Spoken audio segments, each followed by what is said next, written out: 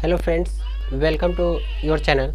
जैसा कि हमने पिछले क्लास में जो पढ़ा था, ठीक है, कुछ क्वेश्चंस के बारे में देखे थे और क्वेश्चंस का कलेक्शन को देखा था हमने, जहां से हर साल एग्जाम्स में क्वेश्चन पूछे जाते हैं, चाहे आप कोई भी चीज़ का एग्ज़ाम दो। ठीक है, तो आज हमने कुछ क्वेश्चंस को लिस्टिंग किया है, तो आइए देखते हुए कौन कौन से हैं। ठीक है, तो यहाँ से क्या करता है, हर साल एग्जाम्स में क्वेश्चन पूछे जाते हैं। तो आइए देखते हैं। जैसे हमने पहला टॉपिक लिया है संतुलित बल, यानी कि इसको बोलते हैं बैलेंस्ड फोर्स बोलते हैं। क्या बोलते हैं? Balanced force.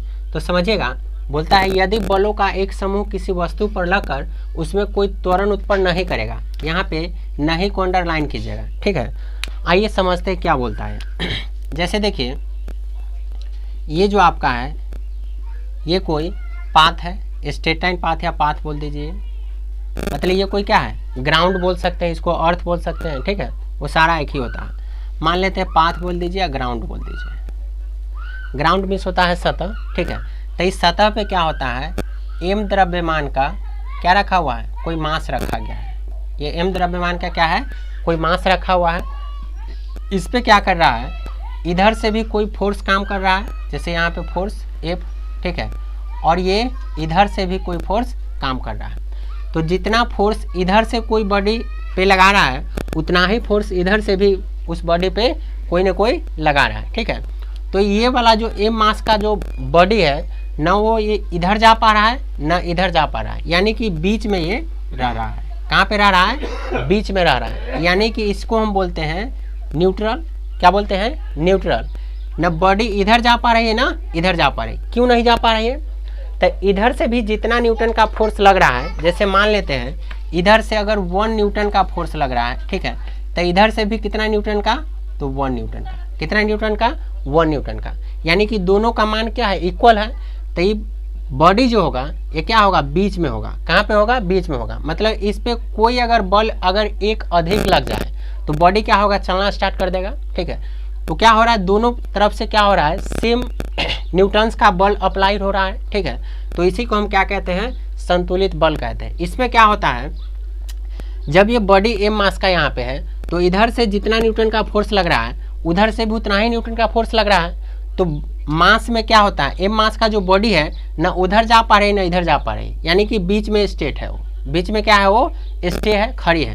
तो इसमें किसी प्रकार का त्वरण उत्पन्न नहीं हो रहा है। नहीं को हमने अंडरलाइन करवाया था पहले। ठीक है, तो इस तरह के बल को हम कहते हैं संतुलित बल कहते हैं या बैलेंस्ड फोर्स कहते हैं। क्या कहते हैं? संतुलित बल या बैलेंस्ड फोर्स। तो इसी को एक आसान भाषा में लिखा गया है, यदि बलों का एक समूह बलों का एक समूह कहने का मतलब हुआ 2 या 2 से अधिक बल लग सकता है। कितना? 2 या 2 से अधिक बल कार्य कर सकता है। यही बोला है, यदि बलों का एक समूह किसी वस्तु पर लगकर, तो एम द्रव्यमान का कोई यहाँ बॉडी है कोई यहाँ वस्तु है, लगकर उसमें कोई त्वरण उत्पन्न नहीं करेगा। नहीं कब होगा?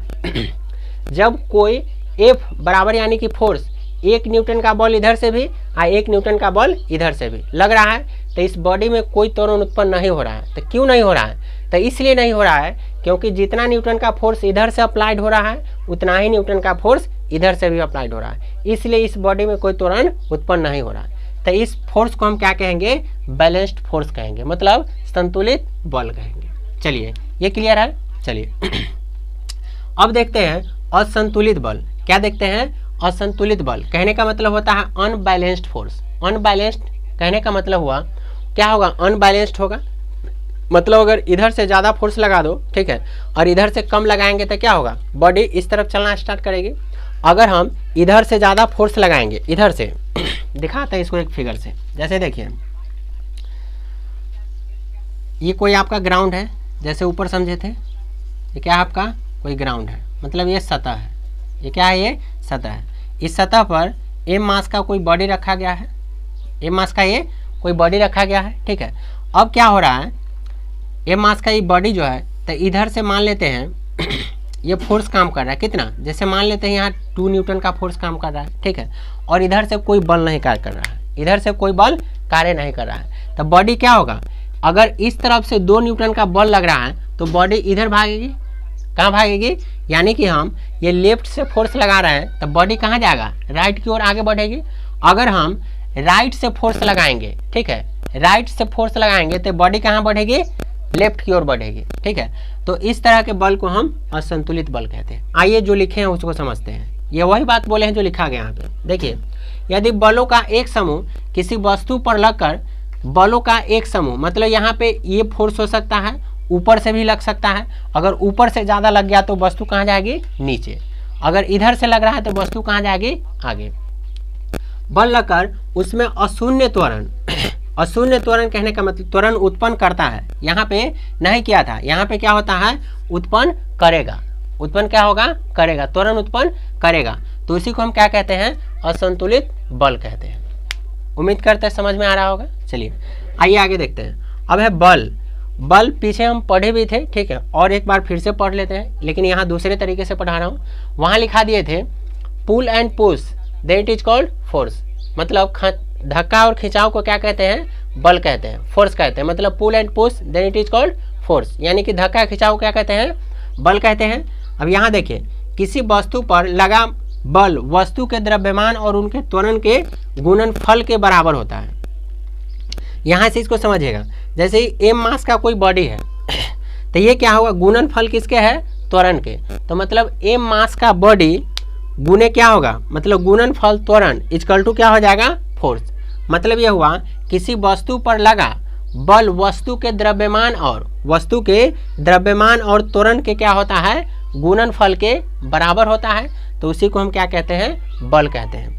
बल का एसआई मात्रक न्यूटन होता है, जो खूब एग्जाम में पूछा जाता है। ठीक है, बल का सीजीएस मात्रक डाइन होता है। ठीक है, जो डाइन ऐसे भी लिखा हुआ आएगा और ऐसे भी लिखा हुआ आता है। बल एक सदिश राशि होती है। बल कैसी होती है? बल एक सदिश राशि होती है। और सदिश राशि क्यों होता है? तो बल के पास जो होता है दिशा और मैग्नीट्यूड निश्चित होता है। दिशा कहने का मतलब जैसे देख लीजिए, अभी आपको हम बताएं यहाँ पे, अगर लेफ्ट क्या है? दिशा एक है। ठीक है, लेफ्ट राइट ये दिशा है ना, तो दिशा है, तो इस दिशा से अगर फोर्स लगेगा तो बल जो लगेगा इस दिशा से तो कहाँ जाएगा? आगे की ओर जाएगी। तो इसका दिशा निश्चित हो गया, क्योंकि इधर से बल लग रहा है, इधर से फोर्स लग रहा है। और कितना फोर्स लग रहा है? तो 2 न्यूटन का फोर्स लग रहा है। 2 न्यूटन कहने का मतलब मैग्नीट्यूड हो गया, कहने का मतलब परिमाण हो गया। क्या हो गया? परिमाण। तो इसके पास दोनों होता है, दिशा और परिमाण दोनों होता है। और लॉ ऑफ ट्रायंगल रूल को भी ये फॉलो करता है। ठीक है, मतलब त्रिकोणमितीय अनुपात के योग के नियम को ये पालन करता है, इसलिए क्या हो गया? ये सदिश राशि हो गया।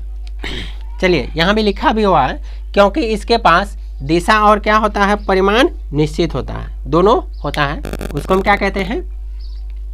सदिश राशि कहते हैं। यहाँ F बराबर M है, जो समझाया वही लिखा गया है। यहाँ 2 फार्मूला है। ठीक है, जो एग्जाम्स में कभी कभी सीधा आ जाता है, फार्मूला आ जाएगा और किसी को पता नहीं रहती, इसका उलट फेर कर देगा।